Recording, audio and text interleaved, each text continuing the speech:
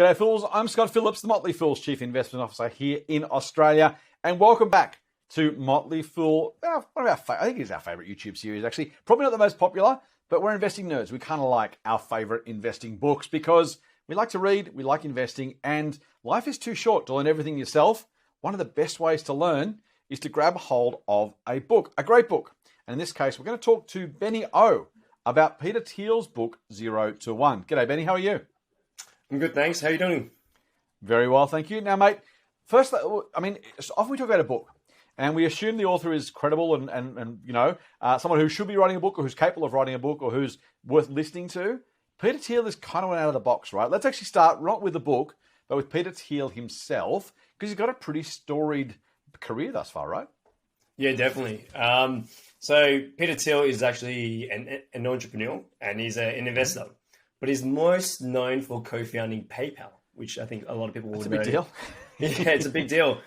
Global online payments company. And so he, not only this, he only co-founded another company that listed recently called Palantir, which is a big data analytics company in the US.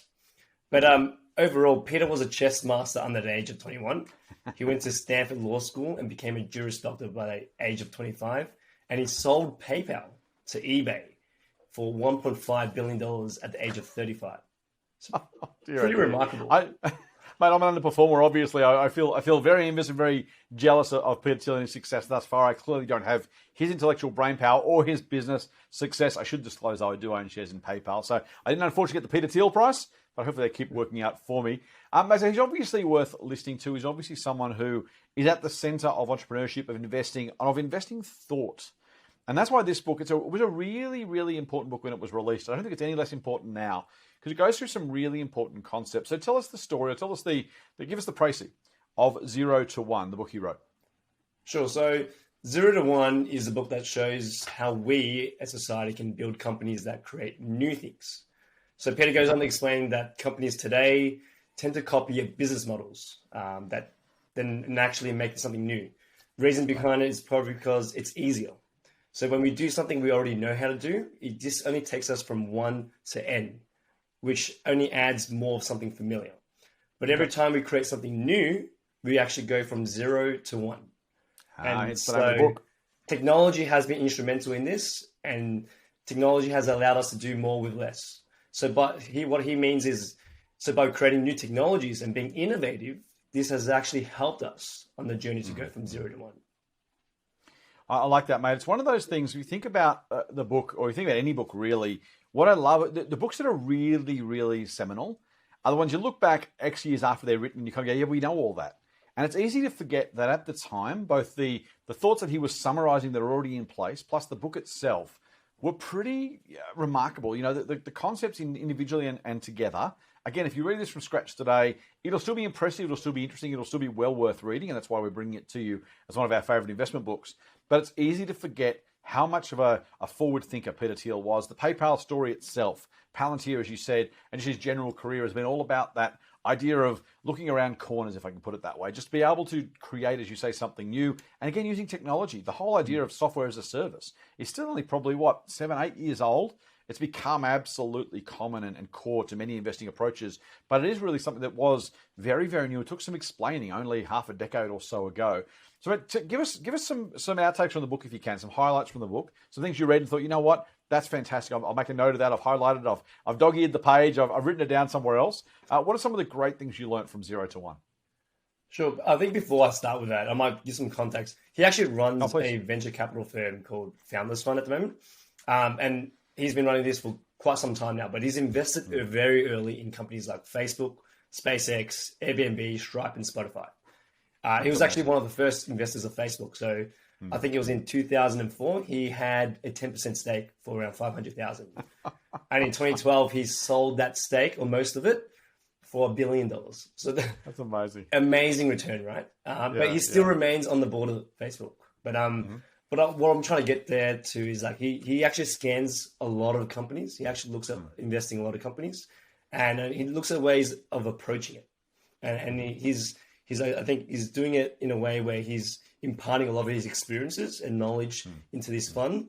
And I think one of the key takeaways I got from that was like, he really enjoys or likes companies that have a monopoly. So he thinks monopolies are great businesses. So in the book, Peter articulated why monopolies are strong businesses through a great example of US airlines compared to Google. So while US airlines create hundreds of billions of dollars of value and serve millions of passengers each year, but in 2012, when the book was actually published, an average airfare was around $178. But the airlines only made 37 cents per passenger trip. So that just suggests that it's got low margins, undifferentiated product, high competition, and no pricing power. Whereas Google, on the other hand, it doesn't seem to create as much value, but it innovates with technology and captures far more. And so in 2012, it generated $50 billion in revenue, but it kept 21% of this revenue in profits, which is enormous. But this demonstrates that Google owns its market and it has pricing power.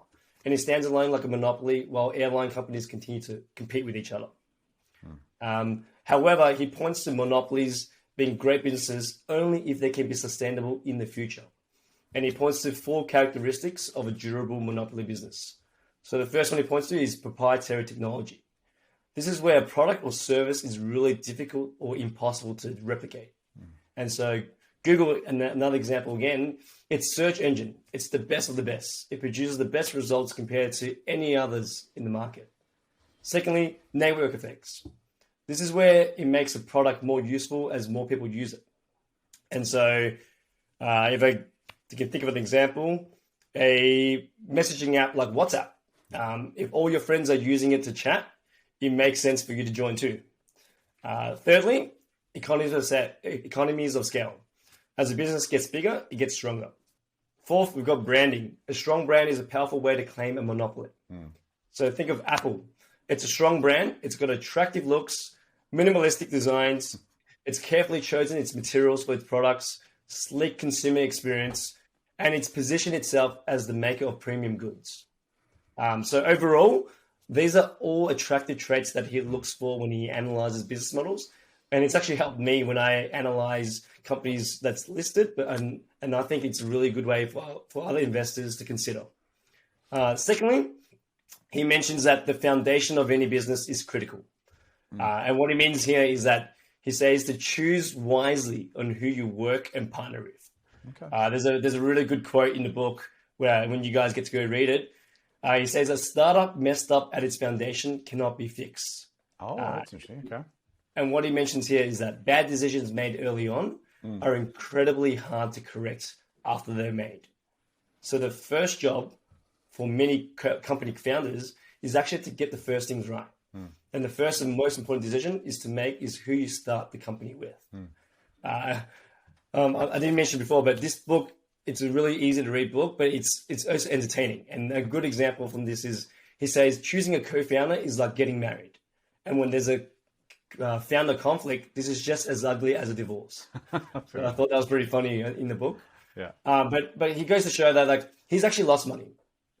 He lost money by investing in his friend's startup who had an ugly founder conflict. So what that has, and he's learned from this mistake, learned from this failure. And what he's done is every time he considers investing in a startup or a new business, he always studies the founding teams.